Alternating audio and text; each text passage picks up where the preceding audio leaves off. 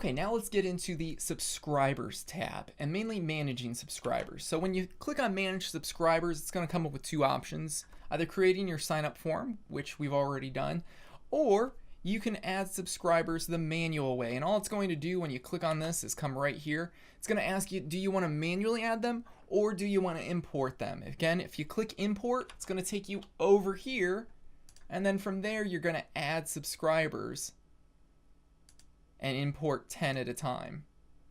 And it's going to open up a secondary box that'll simply say, hey, simply upload a file, drag and drop, or you can copy and paste your subscribers in just like so. If you want to manually do it, it's going to be about the same way as well, but it's going to ask a little bit more information each and every time as you add a subscriber. So it's going to take a little bit more this way rather than importing them from a notepad, text file, or Excel. So like I said, it can be test@gmail.com/Zach Miller and whatever additional information we would collect from there. Usually the most generic that we can take inside before we actually download an example list, just like that.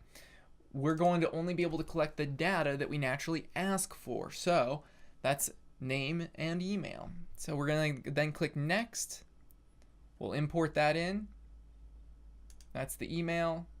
We have to, of course, choose these names. Click next.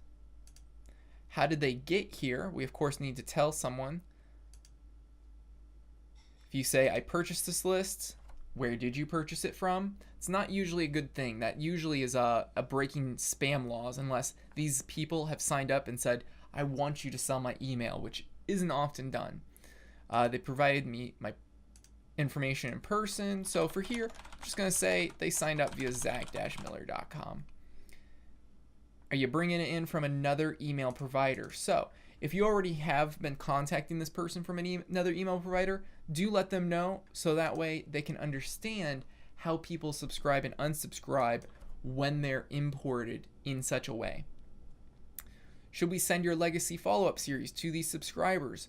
So you can say yes once the import's approved, or no, I don't want them to. Then of course we can have an opt-in message. Do we want to send that to them? No, I don't want to. Finally, tagging. Is there anything that we'll finally tag them with?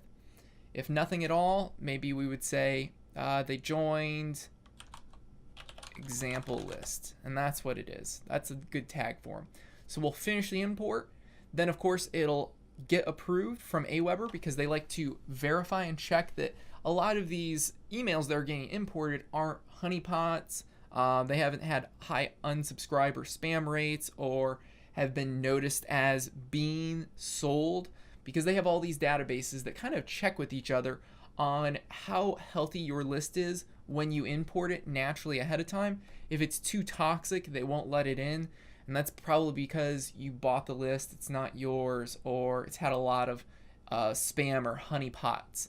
And honeypots are email accounts that are specifically made just to sign up for specific websites, but not for services, so they can naturally eat up all of the spam, and then anything that comes into those email accounts is basically registered on a white label base or a white IP.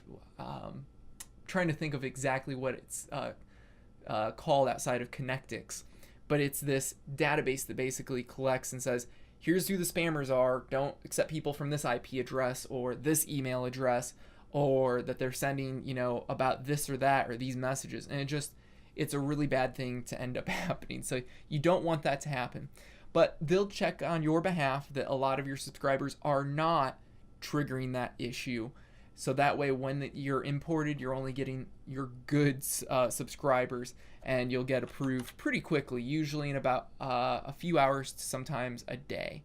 But other than that, that's the quickest way to get your email list, if you already have one from a different provider, into Aweber. And they're pretty nice with importing new lists, even large ones, into their system. They understand how that migration period goes for users.